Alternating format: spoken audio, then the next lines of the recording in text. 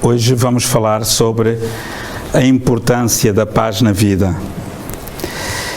Isto pode parecer um tema redundante, fala-se tanto em paz, né? Às vezes fala-se mais em paz, né? Do que da outra paz. Eu gostava de começar com uma questão. O que é que vocês acham? Acham que é importante ter paz? Claro que sim, ouvi aí uma voz, não é? Ok, se é importante ter paz, porquê? Porquê é que é importante ter paz e para quê? Isto podem parecer perguntas estúpidas, mas vão ver que não são. Porquê é que é importante ter paz e para quê? Alguém? Para viver bem? Ok. Então, se é importante ter paz para nós vivermos bem, vivermos melhor, porquê é que a maioria de nós não tem paz? Qual será a causa? Porque não fazem por isso. Outras respostas? Porque não a construímos? Falta de amor. Falta de amor. Temos aqui já várias abordagens, não é? Vamos ver. Olhem, como é que nós temos vivido?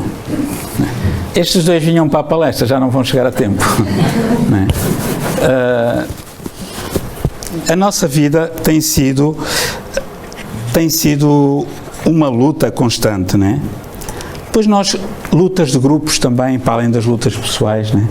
Nós perguntamos-nos, mas porquê é que nós não temos paz aqui no planeta? Não é? Porquê? Depois vamos ver um jogo de futebol do nosso clube e às tantas há meia dúzia de energúmenos que não gostam do resultado e começam a partir tudo e a mandar cadeiras, e nós perguntamos, porquê é que não temos paz? Em pleno século XXI isto ainda acontece no planeta Terra e ainda por cima em Portugal? Depois este senhor que tem ao lado uma casa que vende leitão, diz assim, eu vendo frango tipo leitão. Luta entre profissões, o destaque entre... nós encontramos na sociedade uma disputa permanente, uma competição permanente, quando deveria haver a colaboração permanente. Às tantas este senhor até vendia um frango bem bonzinho e o outro um leitão bem bonzinho e nem tinha de ser frango tipo leitão nem leitão tipo frango, né? Lembramos agora do caso que está muito aí está aí nas televisões, da grande fraude da Volkswagen. Cerca de 80 mil carros, ou 80 milhões, acho eu, de carros cujo software indicava valores errados em relação à poluição. Quer dizer, uma marca que é tão forte, uma das mais fortes do mundo, que vende bem, e a ganância do ser humano é tão grande que mesmo estando fadados ao êxito, pedimos para desligarem os telemóveis, senão também começam a emitir gases para a atmosfera. Estou a brincar.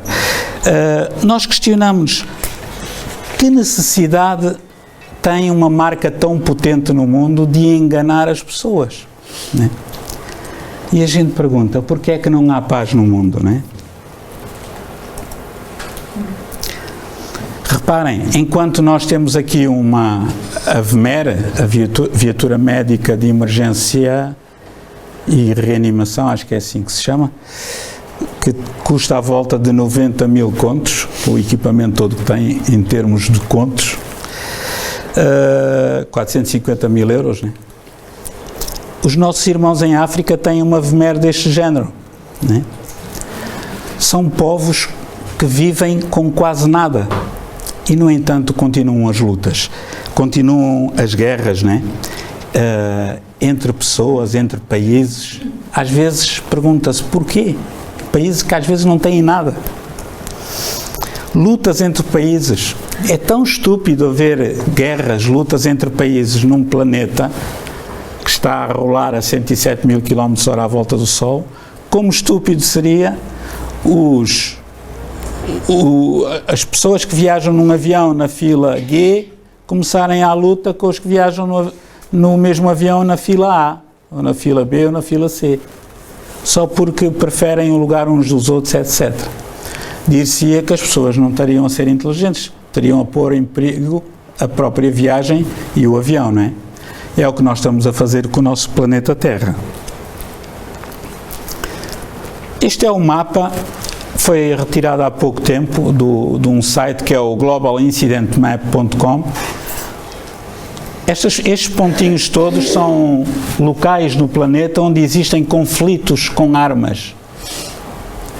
Vejam bem a quantidade deles, nomeadamente na América do Norte, né? Na Europa, no Médio Oriente, por aí fora. E nós perguntamos porquê isto tudo, né? Agora, todos vocês referiram que era importante ter paz. Muito bem. Nós verificamos que não temos a paz exterior. Agora põe-se esta questão. É possível ter paz exterior? Paz entre países, paz entre famílias, paz entre cidades, paz entre clubes de futebol, se não houver paz interior? Não.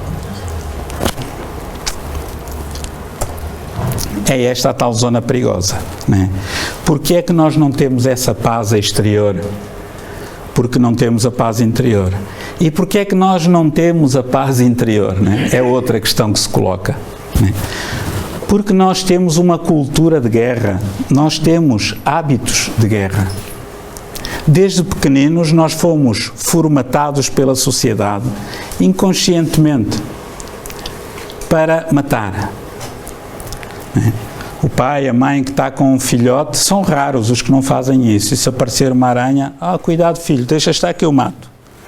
E põe o pé em cima. E mata a aranha. Se calhar aquela aranha até podia ser venenosa, até podia criar alguma reação alérgica, né? Mas também se podia pegar com uma pá, com um papel e mandar a aranha para outro sítio. Mas nós começamos a crescer, faz parte da nossa cultura, né? Nós temos uma cultura de matar. Temos uma cultura de guerra, não é? Como é que vamos acabar com esta cultura de guerra? Como é que vamos fazer para termos paz interior?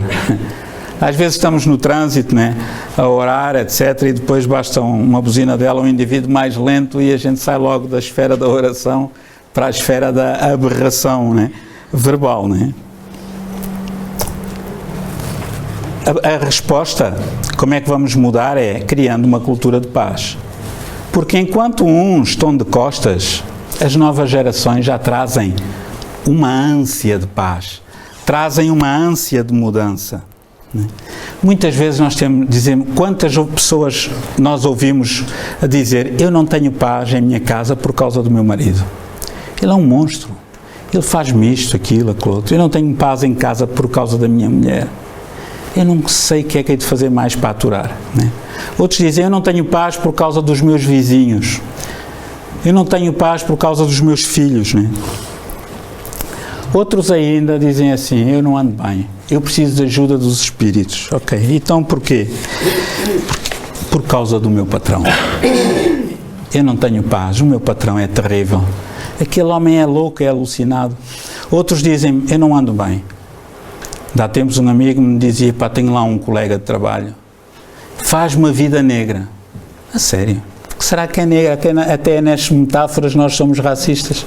Porque é que não se faz a vida amarela, a vida azul, a vida tem de ser negra? Okay. Então, temos de nos questionar como é que nós vamos mudar esta cultura de paz, não é? Eu penso que às vezes até os animais devem pensar isso de nós, né? O que será que os humanos pensam? Porque nós somos tão estranhos, somos às vezes tão incoerentes, né? A única situação possível para termos paz interior é mudar a nossa maneira de pensar.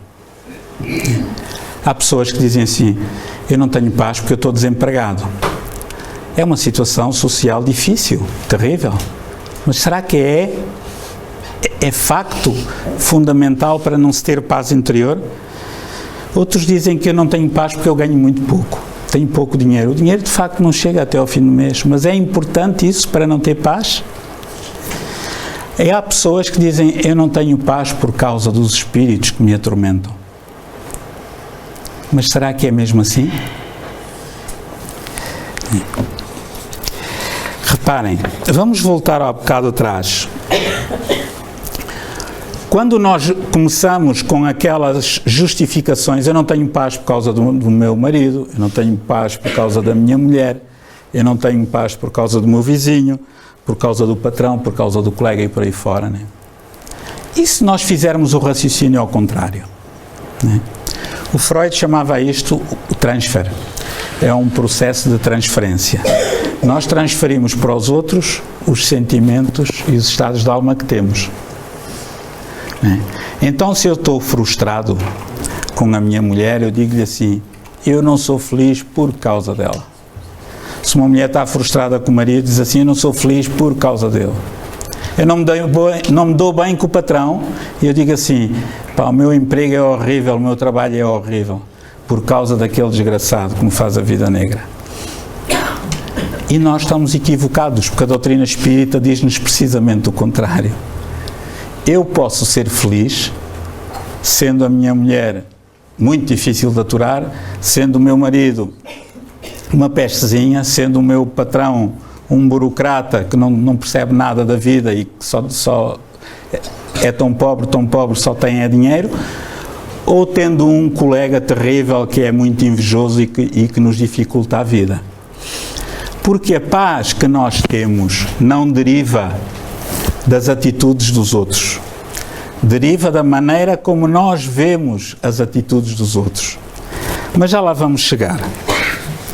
Então, podemos colocar a questão, como ter paz interior? Se é verdade que podemos ter essa paz interior, e se nós não a temos, como é que a podemos ter? É muito fácil, mudando a nossa maneira de agir.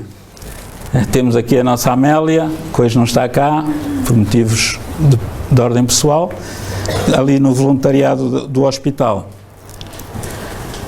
Como a própria palavra indica, voluntariado, nós podemos fazer 1001 coisas pela sociedade que nos dão paz. Fazer o bem ao próximo sem exigir nada em troca. Né? Ir visitar prisões, ir visitar lares de terceira idade, ir visitar doentes, às vezes estão na nossa casa ao lado, na casa ao lado da nossa.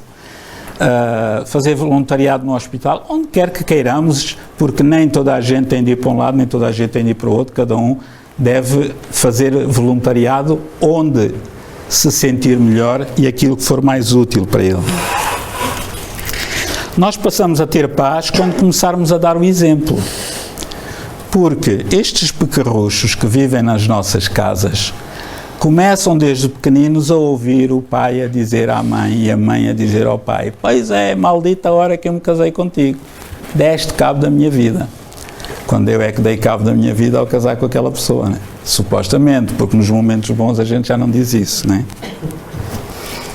É importante ensinar as crianças. Mas como é que nós vamos ensinar?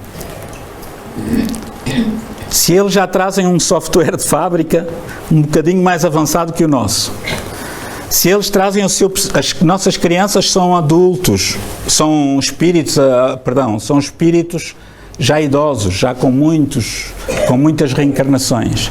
Se eles trazem todos os seus conhecimentos, todas as suas atitudes, os pais são aqueles pauzinhos que vão tentar endireitar a planta que está a crescer, né? Para que não cresça torta.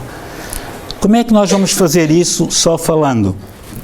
E depois, no dia a dia, nós damos exemplos de violência doméstica, de maldade, de má educação, etc. Não adianta falar. Se nós damos, porque o que os miúdos gravam são os exemplos dos pais. Em 90%. Os outros 10% é o que eles dizem. Mas reparem uma coisa. A nossa história, vamos olhar para a história. A história é o nosso património coletivo. É o nosso património cultural, é o nosso património como um povo, como uma civilização até a nível mundial, né? E se nós olharmos para a história, o que é que nós vemos? Estátuas de quê? Com alusões à guerra. A nossa história só fala de guerra. A estátua ao combatente, a estátua aos mortos da Grande Guerra. A estátua não quer dizer que isso não esteja bem. É um preito de gratidão por quem deu a vida a lutar por ideais que na altura eram considerados corretos. E nós verificamos com a doutrina espírita que a guerra é a coisa mais estúpida que existe à face da Terra. Porque ninguém mata ninguém. Quando nós estudamos espiritismo, nós verificamos se o meu corpo morre e eu continuo vivo, para que é que eu vou fazer guerra com outro? Para ter mais um bocado de terreno durante 10 anos, ouvindo que se calhar vão ser 1 ano ou 2, porque às tantas eu apanho uma doença, tenho um aneurisma ou tenho um ataque cardíaco e vou-me embora e fica cá tudo e andei a fazer guerra porquê? E depois vou ter de voltar. Então a doutrina espírita dá-nos uma visão diferente, não é? Nós encontramos nas nossas cidades monumentos aos mortos, monumentos com distintivos bélicos. Podiam ser os mesmos monumentos, a honrar aqueles que defenderam a pátria, a honrar os que defenderam a paz, mas com distintivos pacíficos. Mas não, nós não fazemos isto por mal, é a nossa cultura de guerra, que nós ainda trazemos no bojo psíquico ao longo dos milénios, né? Sempre em guerra, né? Reparem uma coisa, as nossas ruas, como é que se chamam? Né? Avenida dos Combatentes da Grande Guerra, por hipótese, entre outras tantas. Nós já nem dizemos onde é que tu moras, na Avenida dos Combatentes da Grande Guerra, a gente nem está a pensar na Grande Guerra, mas aquilo está lá. Né? Então temos de começar a criar uma cultura de paz. Né?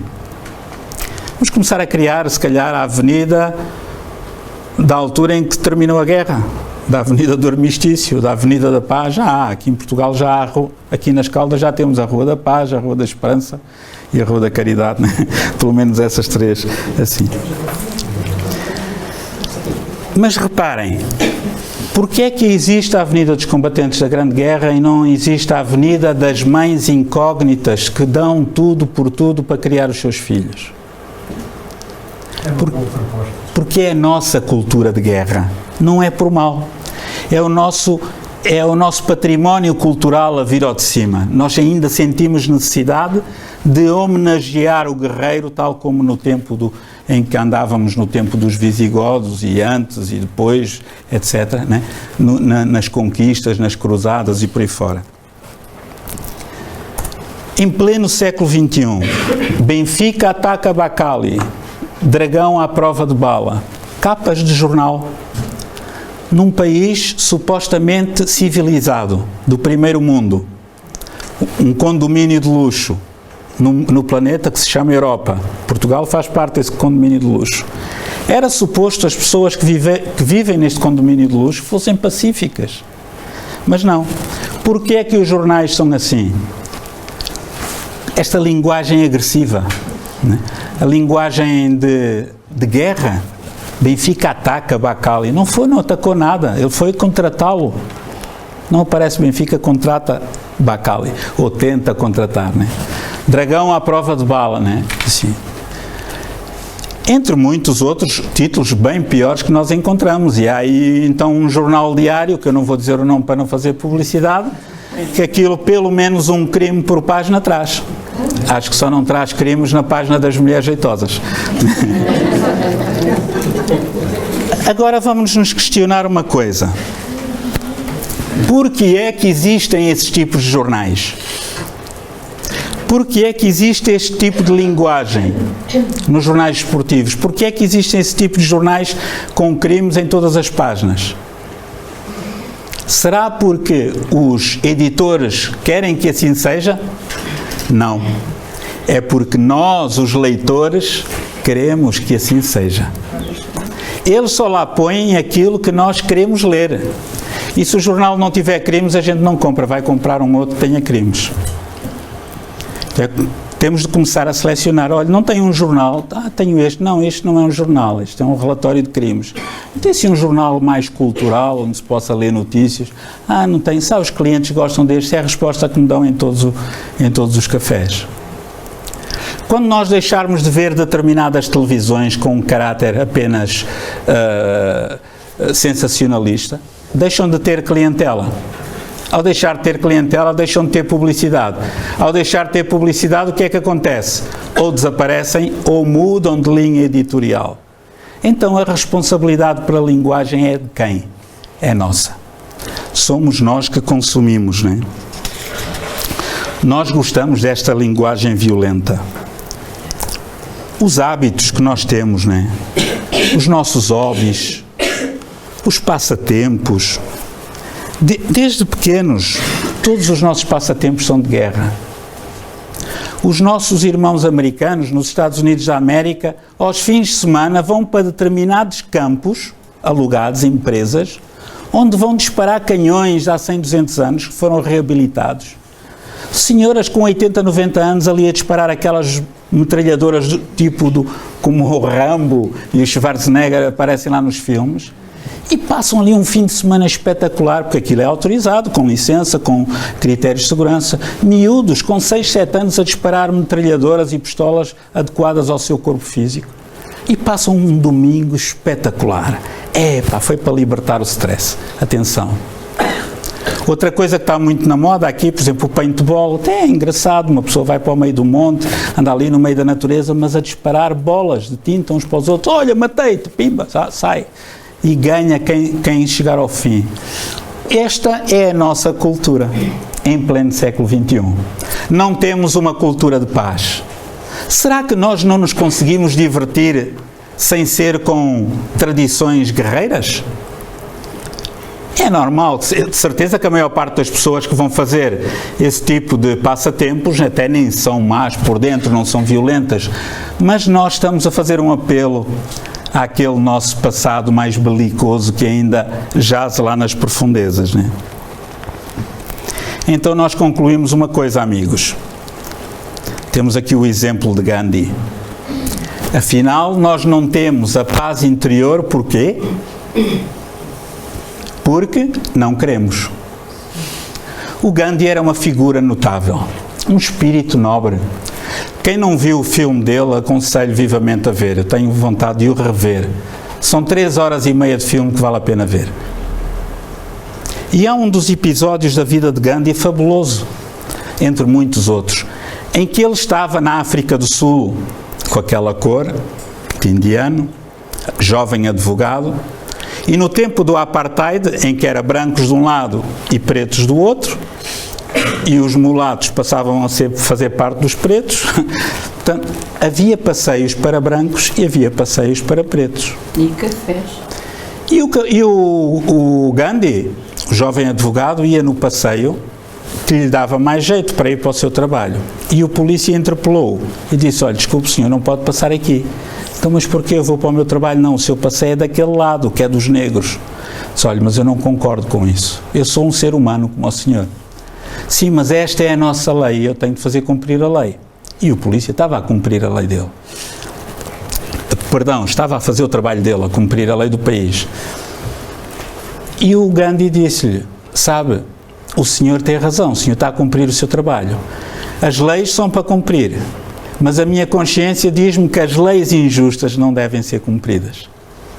Então, se não é justo distinguir a capacidade de uma pessoa pela cor da pele, não é justo que haja um passeio para brancos e outro para pretos. Eu, não sendo preto, tenho de ir para aquele passeio. Porque é que eu não hei de ir aqui, se aqui me dá mais jeito que eu vou trabalhar para ali? O senhor está-me a desafiar? Não, estou só a dizer que eu não saio deste passeio. E o polícia puxou do cacetete e deu-lhe uma cacetada, cumprindo aquilo para o qual pagavam ao fim do mês. O Gandhi partiu os óculos, ficou a sangrar, lá pegou na armação, guardou-a e disse-lhe: senhor guarda, ou como o chamou a autoridade, eu compreendo o seu papel. Eu não o levo a mal. Eu não o critico, nem tenho raiva nem rancor de si. Mas por uma questão de consciência, de honestidade, eu não posso ir para aquele passeio dos pretos. Porque eu estou aqui, eu não estou a fazer mal nenhum, mas eu assim vou ter de lhe bater. Bata à vontade. E o polícia deu-lhe outra cacetada e o Gandhi caiu. E ficou com um grande hematoma na vista e a sangrar ainda mais. E com a dignidade daquele homem, magrinho, frágil fisicamente, ele levantou-se, olhou para o polícia e disse-lhe assim: eu não o odeio, esteja à vontade, eu não lhe quero mal, você está a fazer o seu trabalho, só que eu não vou sair daqui, porque eu sou um ser humano e eu vou para o meu escritório que trabalho ali. E o polícia puxa do cacetete para lhe dar uma terceira cacetada, mas entretanto olhou para todos os lados, não vinha ninguém, virou-lhe as costas, foi-se embora e fingiu que não viu. Olhem a dignidade daquele homem, venceu a violência. Porquê?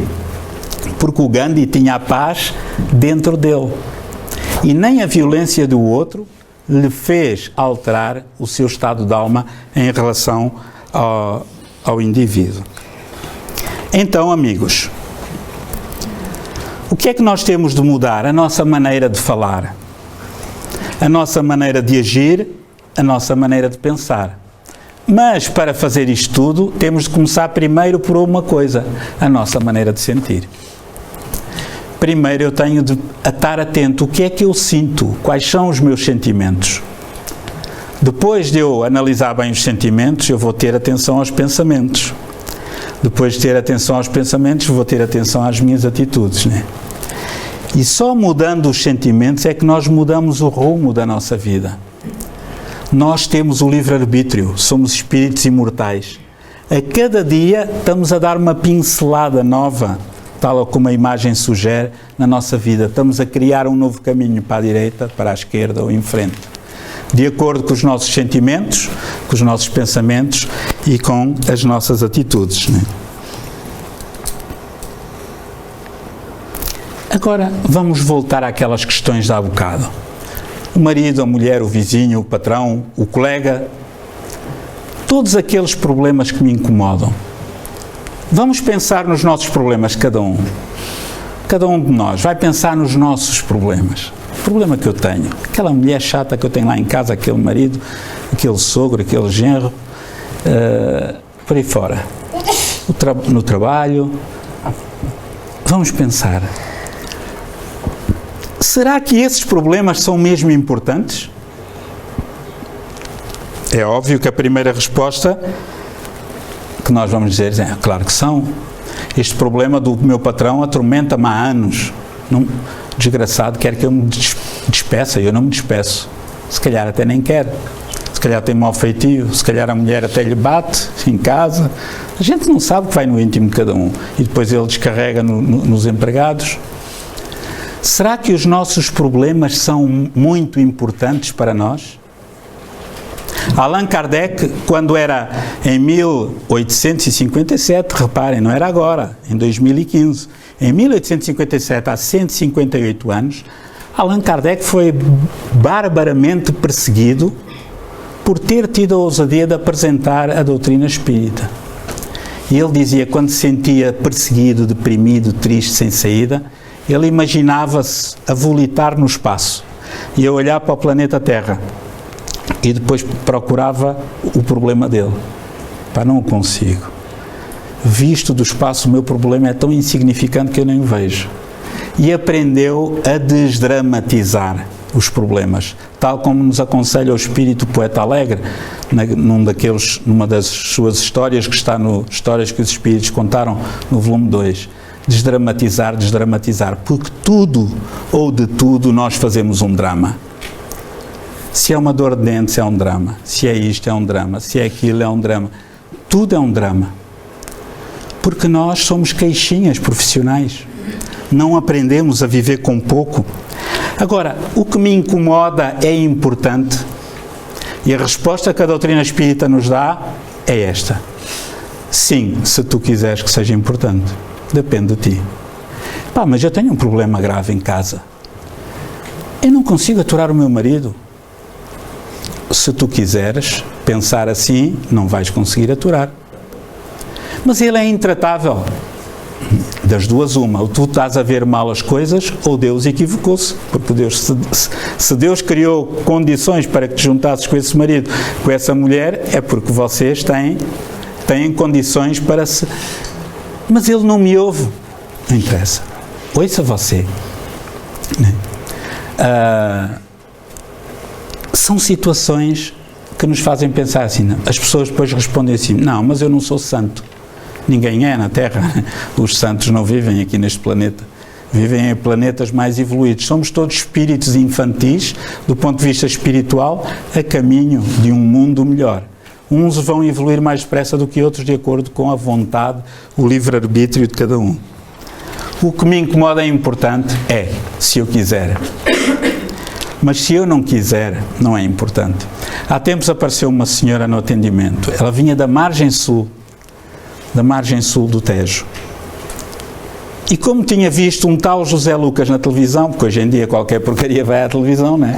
Ela achou que vindo às Caldas da Rainha que era melhor servida do que se procurasse os centros espíritas ali em Lisboa. Pura ilusão. E então a senhora tinha um problema muito grave. Diz ela, olha, eu graças a Deus sou rica, e eu fiquei com uma pontinha de inveja, eu dou-me bem com o meu marido, eu não tenho problemas nenhuns, mas tenho um problema muito grave na minha vida. Eu pensei que ela ia dizer que estava com cancerosa ou com doença terminal. É que eu não me dou com a minha sogra. Eu fiz um esforço para não me rir. Aquela mulher é insuportável. É sério. Pois, mas para a senhora vir daquela zona aqui, por causa da sua sogra, a senhora deve ser mesmo.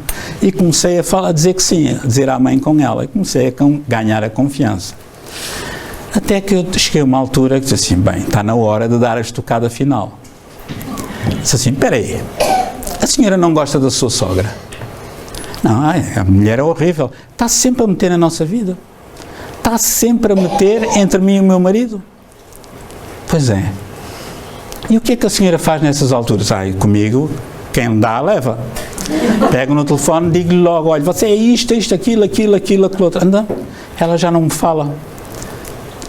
Diz assim, pois é, mas olha, a senhora quer resolver o problema com a sua sogra? Eu quero.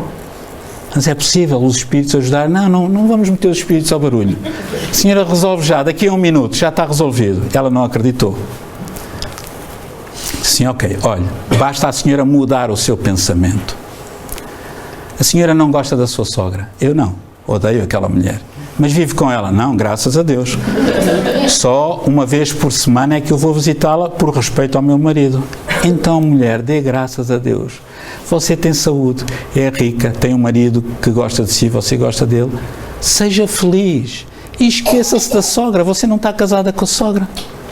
Você já viu, está a dar cabo da sua vida, não se diverte, não é feliz, não usufrui do seu marido a 100%, porque está sempre com o pensamento na sogra. Pensa nela, capta os maus fluidos que ela lhe envia, você fica com dor de cabeça. Às vezes fico, está a ver? E fui repetir-lhe 2 ou 3 vezes esse mecanismo. Bem, a senhora saiu, eu pensei, não saiu muito convencida. Passado 15 dias a senhora veio novamente ao atendimento. Quase que me cobriu de beijos. Veio de propósito da margem sul dizer assim, você resolveu o meu problema. Olha que eu já andei em psiquiatras, em psicólogos, nunca ninguém me disse o que você me disse. A sério? Então e a sua sogra? Olha, impecável. Não me diga, como é que foi? Disse-lhe que fiz aquilo que o senhor me ensinou. Eu já nem me lembrava o que é que lhe tinha dito. E foi, o que é que eu lhe disse? Então o senhor disse-me para eu não lhe telefonar, não lhe chamar nomes, e quando me apetecesse falar mal dela, fazer uma oração e abraçá-la mentalmente. Não é que ela até me convidou para almoçar? E eu disse assim, está a ver, olha, mas não fui eu que lhe resolvi o problema. Foi de vir aqui. Não, foi a senhora. A senhora é que mudou o seu pensamento. Depois ainda me mandou um e-mail a agradecer mais uma coisa. Coisas tão simples, meu Deus. E nós não somos felizes, não temos paz interior, dizemos que é por causa dos outros, não é? Então, para termos uma cultura de paz, temos de mudar o nosso sentir. Temos de mudar o nosso agir, não é? Que brinquedos damos aos nossos filhos? Que jogos na internet eles jogam? Que programas eles veem na televisão? conversas nós temos? Que artigos nós temos publicado nos jornais em prol da paz? Ou no Facebook, que agora está muito na moda, ou nos e-mails? Que tipo de atitude é que nós temos? É mais construtivo? É mais destrutivo? Nem é mais, nem é menos, é igual? Mas a nossa tendência é sempre para criticar e nunca para elogiar, né? O elogio faz milagres, né? André Luiz, um espírito amigo que se divulga, amigo de Chico Xavier, entre muitas mensagens, centenas ou milhares que deixou, há uma frase que ele diz assim: não critique, auxilie, não acuse, ampare. O Emmanuel foi o Padre Manuel da Nóbrega, noutra reencarnação, que era o guia do médium Chico Xavier, dizia assim: olha, se não puderes falar bem de fulano, cala-te. Imaginem um bocadinho, falar mal só um bocadinho é tão bom, não cortar na casaca. Não. Se tiveres de falar mal de alguém, que seja só o essencial para evitar um mal maior. E Emmanuel dizia-lhe assim: nunca destaques o mal. Nunca. A palavra nunca é nem uma vez. Nunca destaques o mal. Ele era um espírito muito evoluído. Era e é. O Emmanuel. Que foi o Padre Manuel da Nóbrega. Porque nós, ao destacarmos o mal, é a mesma coisa que abrir um caixote do lixo, a tampa. Vem aquele cheirinho. E quanto mais a gente mexe no lixo, mais ele cheira. E nós arranjamos caixotes do lixo espetaculares, hermeticamente fechados, para não cheirar mal. Mas o lixo mental, temos tanto gosto em guardá-lo cá dentro. A gente até sabe o dia e a hora em que a sogra nos tratou mal. O dia e a hora em que o vizinho nos fez aquela patifaria. Como temos muito que crescer, né? Como espíritas, né? Livros úteis. Que livros é que nós lemos e que os nossos filhos leem? Ir rejeitando a violência, né? E dar o exemplo. O Francisco Cândido Xavier, o Chico Xavier, aquele foi considerado o maior médium, a maior antena psíquica do século XX. Ele era uma pessoa extremamente bondosa. Era e é. Quando estava na Terra, quando voltava do centro espírita para casa, lá já muitas vezes às 2, 3 da manhã, ele tinha uma cadelinha que estava muito doente. E a vizinha, como via o sofrimento da cadela, achou por bem despachar a cadela, né? Deu-lhe um venenozito qualquer para ela morrer mais depressa, porque ela via que o Chico, depois de vir cansado do centro, depois de atender 200, 300 pessoas, ainda vinha tratar da cadela, que estava quase a morrer. E ela matou a cadela. Fez uma espécie de eutanásia. E Emmanuel diz-lhe: Chico, você está a atrapalhar o nosso trabalho, o trabalho da psicografia. E ele: mas como, meu irmão? Eu oro, eu preparo-me às horas certinhas quando você diz para fazermos a psicografia. Você está a atrapalhar, você está magoado. E a mágoa não está a permitir que eu consiga transmitir. Mas eu não tenho mágoa de ninguém. Tem. Você, no fundo, tem mágoa da sua vizinha porque lhe matou a cadela. Não, eu não tenho mágoa. E o Chico era uma alma boa. Tem. Portanto, faça favor, vá ver o que é que a sua vizinha precise. Compre e ofereça-lhe, que é para se libertar da mágoa. A vizinha precisava de uma máquina de costura daquelas, algumas senhoras devem saber que os pés andavam assim para cima e para baixo, né? E que tinha uma manivela. A minha mãe também tinha uma, lá em Angola. Foi comprar uma máquina daquelas, andou 2 anos e tal a pagar lá prestações. E ofereceu à senhora para se libertar da mágoa. E depois disse ao Emmanuel: de facto, quando a gente oferece alguma coisa aos outros, sai qualquer coisa de dentro de nós, né? E então é o exemplo. Jesus de Nazaré, quando esteve na terra, ele dizia: amai-vos uns aos outros.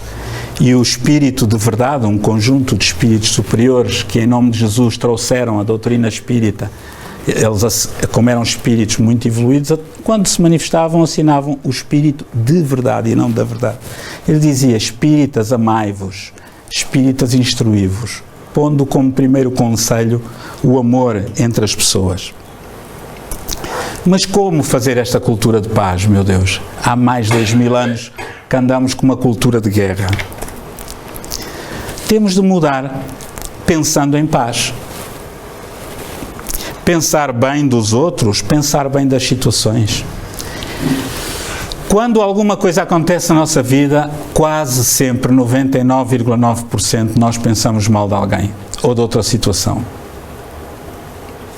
Se vai alguém devagarinho à nossa frente, este indivíduo anda na estrada, nem conduzir sabe, se calhar o carro está variado, não dá mais. Não é? Está ali com uma mudança estragada ou qualquer coisa.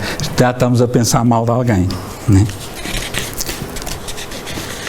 Falar bem dos outros e das situações, porque nem tudo o que parece é.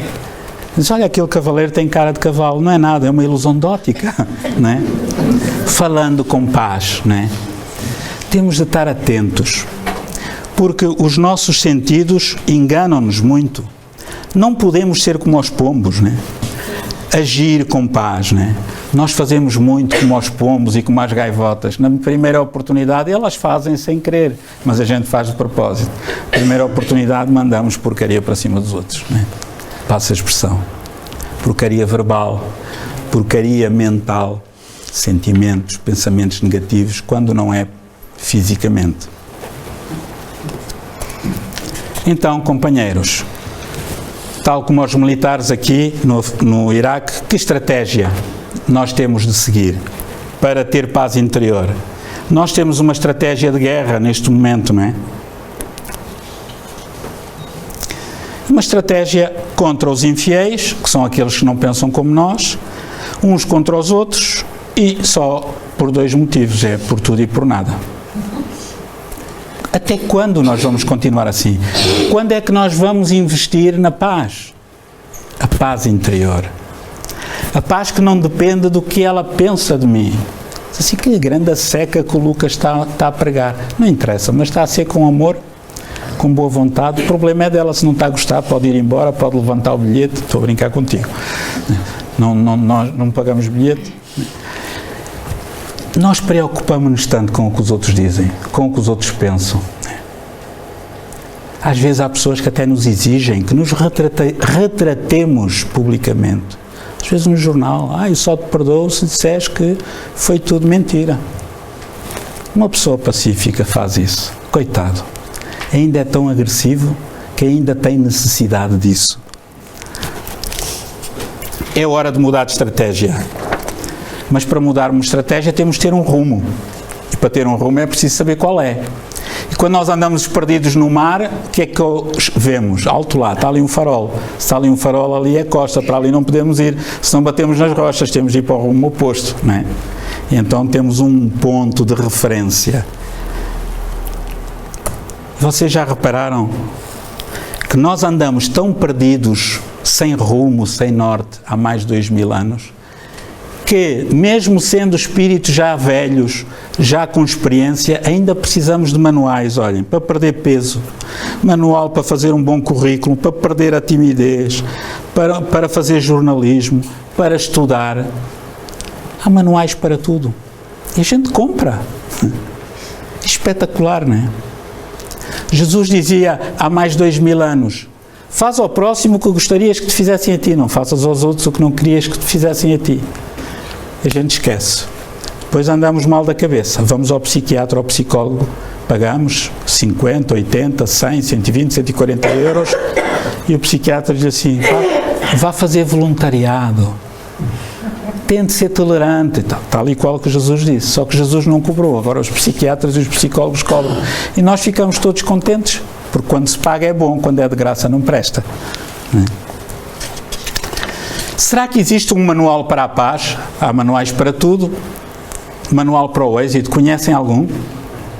Não, não existe, para não. Eu conheço um. O Evangelho. O Evangelho significa a boa nova, notícias novas, a mensagem que Jesus trouxe à Terra. A mensagem que Jesus trouxe foi: olha, o meu reino não é deste mundo.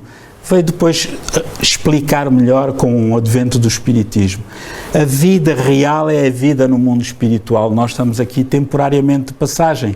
As vezes que forem necessárias neste planeta e noutros, numa escala ascendente, até que um dia atinjamos o estado de espíritos puros e já não precisamos de reencarnar mais vezes.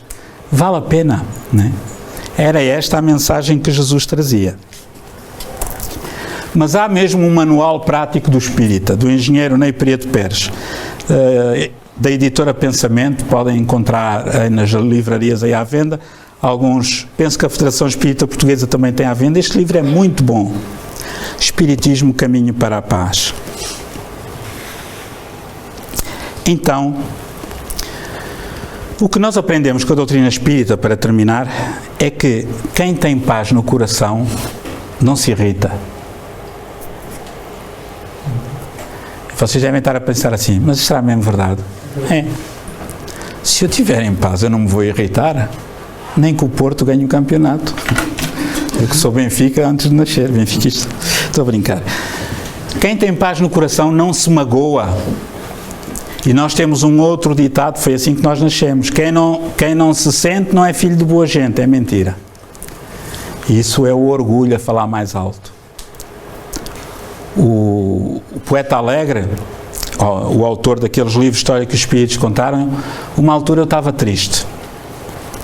Foi num dia que eu ia ao Fátima Lopes, lá, e estava triste, e por um problema da minha vida, que eu não vou contar, senão ficam a saber tanto como eu. E antes do programa começar, ele apareceu assim: o que é que estás triste? Não, isto não é nada, isto passa assim. Não, tu estás magoada. Não estou. Estávamos a falar mentalmente, eu não podia falar, porque senão iam dizer que era maluco. Estávamos a falar: tu estás magoado. Não estou. Estás. Toma cuidado, dizia ele. Vou-te ensinar uma coisa que nunca mais te volto a dizer. A mágoa só tem validade de 24 horas. Ao fim de 24 horas entra em putrefação na tua mente. Contamina, intoxica todas as células. Liberta-te da mágoa, deixa espaços vazios para entrarem ideias luminosas. Era uma metáfora que ele utilizava, obviamente, não é? Quem tem paz não se revolta, não se desespera. Quem tem paz não agride, não se intimida, não exige dos outros aquilo que eles não são. Por isso, a doutrina espírita veio à Terra dizer-nos que somos espíritos imortais, criados por aquilo que nós chamamos Deus, que não sabemos o que é, que os espíritos dizem que é a inteligência suprema, causa primária de todas as coisas. Somos imortais. Essa imortalidade foi comprovada através da mediunidade, porque os espíritos imortais vieram falar através dos médiuns, dizendo coisas que ninguém sabia, que comprovaram a identificação ou a identidade desses mesmos espíritos. Vem ainda dizer-nos que nós temos muitas vidas sucessivas, a chamada reencarnação, sempre no corpo, no reino hominal, para que evoluamos até atingirmos o estado de espíritos puros. E vem-nos também dizer que há a pluralidade dos mundos habitados. Todos os planetas são, de um modo geral, habitados por seres inteligentes como nós. Então, amigos, vamos fazer a paz. Quem tem paz no coração, entende, compreende, aceita. Aceita que o outro seja uma bestinha. Né? Aceita, mas não concorda, mas aceita. Né? Se esta senhora me agredir na rua, me chamar nomes: você pregou uma seca, fui de propósito lá à palestra para ouvir, saí de lá, que chatice, mas não sei quantos. Se eu tiver paz, eu vou aceitar a opinião dela, eu não concordo. Como sou vaidoso, até acho que está a ser a melhor palestra de hoje, foi a única que fiz. Não é? Quem tem paz aceita o outro como ele é, mesmo que discorde. Atenção, aceitar mesmo que discorde não significa ser conivente com o erro. Não significa dizer assim: olha, se a senhora está-se a preparar para matar alguém, eu aceito-a como ela é, não concordo. Mas não vou ficar quietinho, tenho de evitar que ela faça um mal maior. Isso está no Evangelho segundo o Espiritismo. Quando é que nos é lícito falar mal dos outros? Apenas numa circunstância. Ou denunciar os outros. Quando é para evitar um mal maior que ponha em causa a vida de outrem. Ok? Então, quem tem paz, mostra-se, atua e contagia em silêncio. Quem tem paz no coração não fala muito como eu. Não, quem tem paz no coração fala calado, fala agindo, fala fazendo coisas. E a gente vai vendo, olha, aquele foi agredido verbalmente e nem tugiu nem mugiu, virou-lhe as costas. Vou aprender com ele. A próxima vez que me acontecer a mim eu vou fazer o mesmo, porque eu aprendi. Né? E você, o que é que vai escolher a partir de hoje? Temos duas opções, amar ou armar. Há 2000 anos que metemos aquele R ali no meio do verbo amar. Andamos armados. Umas vezes armados aos cagas, outras vezes armados noutras coisas. Armados uns contra os outros. Sempre. Eu já contei aqui, eu desisti de tirar fotografias na praia. Eu adoro tirar fotografias, principalmente a miúdos, bebezinhos ali à beira-mar, são muito expressivos, né? A última vez que eu fiz isso, a mãe veio tirar o bebê, olhar para mim e dizer assim, olha este pedófilo. Eu não sou pedófilo. Até podia ser, mas não sou. Mas, quer dizer, aquela senhora estava armada. Estava armada. Ela não entende que apesar de haver milhares de pedófilos, há milhões de pessoas que não são. E a gente só realça o mal. Se eu der aqui um grande abraço à Dona Conceição porque ela superou uma crise enorme e ninguém souber o que foi, diz assim, olha, lá está o Lucas a aproveitar-se das mulheres. Ainda por cima é uma mulher casada, podia ser mãe dele. As pessoas não sabem o drama que ela está a passar ou estaria a passar. Não é? Se eu for fazer o mesmo ao Tony e der-lhe um grande abraço efusivo porque ele superou uma coisa que ela disse, aqueles dois. Diz assim, eu já não sei o que é que devo fazer. Então eu resolvi, espera aí, é tanta dúvida que eu decidi, não, vou ser Lucas. Vou ser como sou. Quem quiser gostar, gosta. Quem não quiser, põe na beira do prato. E vamos terminar da melhor maneira com uns conselhos de Divaldo Pereira Franco, o maior conferencista espírita do mundo, atualmente. Vou dizer que vale a pena amar. Se você não é amado, não é importante. Importante é que eu queria começar este princípio. É controle. Não se preocupe com os inimigos. Todos nós temos inimigos. Mas isso é secundário. O importante é não ser inimigo de ninguém. Se alguém não gosta de você, o problema é dele. Mas quando você não gosta de alguém, o problema é seu. Então, ame. Seja qual for a circunstância, o amor é o sublime elixir da plenitude para quem o esparge e para quem é dirigido. Então, como disse Jesus, amar a Deus acima de todas as coisas e ao próximo como a si mesmo. Ame-se também. Quando você se ama, você se instrui, você se cuida, você se prepara para uma vida feliz. E somente quando você se ama é que você é capaz de amar a outrem.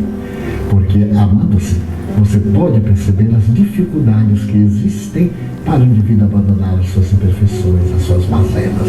Então nasce a tolerância, a compreensão, a fraternidade, por fim o amor. O amor é a alma da vida.